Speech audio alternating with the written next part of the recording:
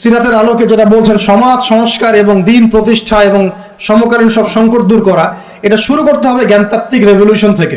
পড়াশোনা করা শুরু করে দেন, আদারওয়াইজ আপনাদের সামনে ধ্বংস ছাড়া কিচ্ছু বাকি নেই। কি পড়াশোনা করবেন?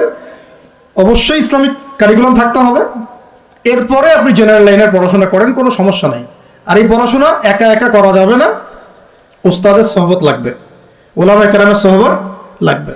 আমি তো এটা বলি যে আপনি কারো লেকচার শোনার আগে আপনি আগে চেক করবেন যে তার ওস্তাদ কে, কোথায় সেদিন শেখে, কার কাছ থেকে সেদিন শেখে, কোত্থেকে সে এই ইলমগুলো অর্জন করছে, তার লোক কোথায়। আবেগে ভাসলে হবে না এখন বিষয়টা। তো পড়াশোনার এখন যে আরো 20 বছর পড়াশোনা না করে আমি কোনো কাজ করতেই পারবো না এমনটাও না, কিন্তু পড়াশোনা আগে শুরু করা। এখন আপনার কাজ পড়াশোনা শুরু করা, ইকরা বিসমি রাব্বিকাল্লাযী খালাকের হক আদায় করা এবং ওস্তাদের সহবতে থাকা।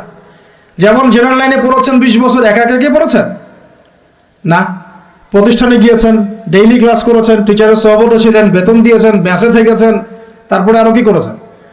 বাবার জমি বিক্রি করে দিয়েছেন, বাবা মায়ের জমি বিক্রি করে।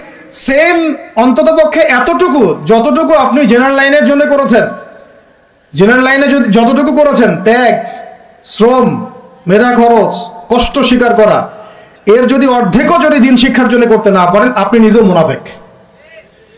আমরা নিজেরাও মুনাফেক তখন। বেশক আমাদের মধ্যে নেফাকি আছে, সুবহানাল্লাহ।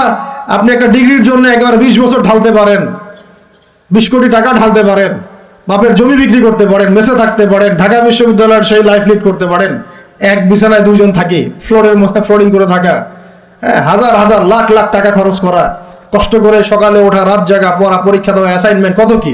আমি তো জানি এগুলো, আপনারা তো অনেকে না জানেন, আমি তো জানি, আমরা তো ইউনিভার্সিটিতে পড়ছি।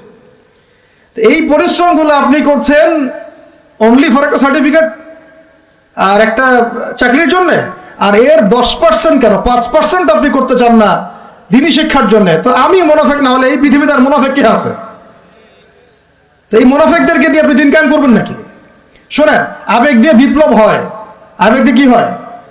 আবেগ দিয়ে বিপ্লব হতে পারে, আবেগ দিয়ে শরিয়া খিলাফা কায়েম হয় না। আবেগই হয়ে একটা বিপ্লব হতে পারে, কিন্তু আবেগ দিয়ে শুধু আবেগ দিয়ে শরিয়া খিলাফা কায়েম হবে না। শরিয়া খিলাফা কায়েম হয়েছে কাদের হাতে? সাহাবীদের হাতে। কাদের হাতে? আমাদের জিন্দেগি যখন সাহাবীওয়ালা হবে তখন শরিয়া কায়েম হবে। পড়াশোনা করে না, সাহাবীওয়ালা জিন্দেগি কিভাবে যাপন করবে? ওলামা কেরামের সাথে তাআল্লুক নাই, সাহাবীওয়ালা জীবন কিভাবে যাপন করবে?